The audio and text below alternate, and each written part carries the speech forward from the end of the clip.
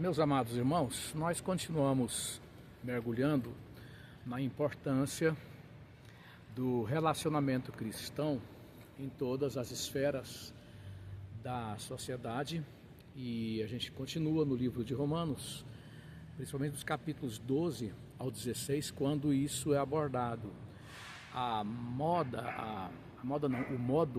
operandi do cristão se relacionar, seja com as autoridades, seja com aqueles que se declaram seus inimigos, seja com os irmãos novos na fé, chamados por Paulo, de os mais fracos na fé, e de um modo geral. Quando nós analisamos o que Paulo coloca nos capítulos 15 e 16, nós temos um fator que é muito importante que seja explorado na condução desse relacionamento do cristão, em primeiro lugar, para ele mesmo, no seu relacionamento com Deus. E esse ponto é central. O relacionamento do cristão com Deus, trabalhando o cristão e levando-o ao preparo para que ele seja uma bênção da parte de Deus nos outros tipos de relacionamento dele. Então Paulo, ali em Romanos 15, versículo 7, ele diz o seguinte, que nós devemos receber uns aos outros como Cristo nos recebeu para a glória de Deus. Então, a questão de receber, de comungar, do convívio, daquilo que diz respeito à igreja, à comunidade da fé, aqueles que se identificam dentro desta unidade cristã, que é também a unidade da igreja como povo de Deus. Havia problemas porque os cristãos judeus queriam que os cristãos não judeus se submetessem às suas tradições, para que eles pudessem viver, segundo os irmãos judeus, o entendimento do que seria a salvação em Jesus, e consequentemente pudessem ser aceitos pelos judeus. Aí Paulo trata no livro de Romanos, do fato de que a graça de Cristo é o fator condutor, é o fio condutor desse relacionamento do cristão com Deus. Não são as tradições judaicas, não são as diferenças tradicionais de cultura entre judeus e romanos ou gentios, mas era o fato de que a graça de Deus era esse fio condutor. E à medida que a gente vai compreendendo isso, os versículos 15 e 16 do mesmo capítulo, Paulo fala do esforço dele para que os cristãos, para que os gentios pudessem ser trabalhados de modo a se tornarem ofertáveis. Ele fala disso, para que a oferta dos gentios seja agradável, seja aceitável aos olhos de Deus. Então ele fala desse esforço, ele diz que por palavras, por obras, por sinais, por prodígios, no poder do Espírito de Deus, ele trabalhava para levar os não alcançados à obediência, à submissão ao Evangelho. Não tem que ver com tradições, com costumes, com ponto de vista particular, mas o foco aí é a obediência ao Evangelho, que é o poder de Deus, conforme Romanos 1,16, para a salvação de todo aquele que crê, primeiro do judeu, depois do grego ou do gentio.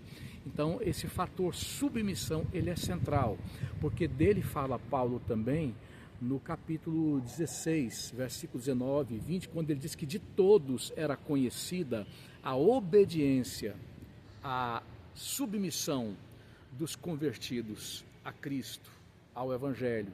Na esteira desta submissão, desta obediência, Paulo fala que Satanás seria esmagado. Deus esmagaria Satanás debaixo dos pés dos cristãos submissos. No capítulo 5, versículo 21 de Efésios, ele fala disso também. Submetei-vos, sede submissos uns aos outros, no temor de Cristo.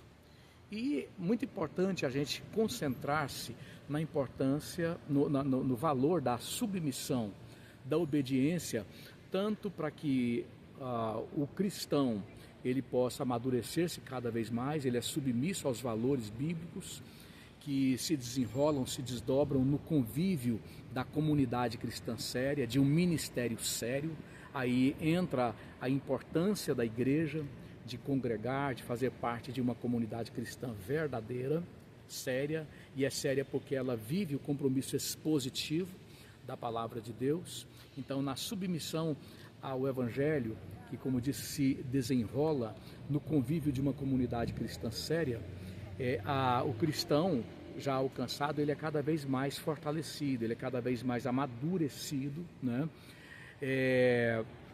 E aí nós podemos terminar esse vídeo para ele não ficar muito longo, fazendo a seguinte consideração: a importância central da submissão, da obediência, tanto para a maturidade, o progresso da maturidade do cristão, daquele que já foi salvo. É fundamental compreender isso, porque nós vemos uma época em que as pessoas, elas estão se tornando autônomas, independentes desta submissão, desse convívio submisso, desse relacionamento submisso. Elas podem caminhar sem esse relacionamento submisso. Paulo, acho que no capítulo 4 de 1 Coríntios, se não me falha a memória, ele usa uma linguagem irônica, né, para se referir aos irmãos de Corinto, dizendo: sem nós vocês já reinam, vocês não precisam mais de nós, né? Vocês já são independentes. Ele está ironizando a conduta autônoma, independente, carreira solo daqueles cristãos que estavam desprezando a importância de viver esse viver submisso no qual nós crescemos, nós somos trabalhados cada vez mais numa maturidade cada vez mais crescente, né? O escritor de Hebreus também coloca: não fazendo como muitos que deixaram de congregar, deixaram de se submeter, né?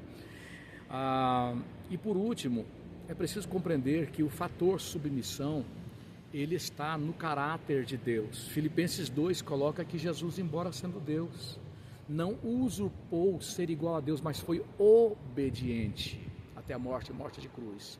O Evangelho, em Mateus capítulo 28, deixado por Jesus, ele só avança na vida do já alcançado e que precisa ser amadurecido se houver submissão. E esse mesmo Evangelho, ele só alcança o não alcançado se o não alcançado aceitou conviver numa comunidade cristã séria, para que ali ele fosse trabalhado, forjado, confrontado, consolado, dando a si mesmo a oportunidade de viver o novo nascimento. Então, o que se destaca em tudo o que dissemos é a importância central do convívio submisso, tanto por parte dos já alcançados, quanto por parte daqueles que serão alcançados se eles se colocarem nesse convívio submisso. Significa isso, traduzindo tudo em miúdos, que não existe o cristianismo verdadeiro na carreira solo. Não existe o cristianismo verdadeiro autônomo. Não existe maturidade cristã que se desenvolva na solidão, no apartheid da comunhão verdadeira, comunhão essa pela qual Cristo deu a vida. Não existe também a possibilidade da pessoa se resolver, tendo encontro real com Cristo, sem esta comunhão, esta submissão, aonde o discipulado flui. Se esse vídeo te abençoou, compartilhe ele com alguém. Deus te abençoe.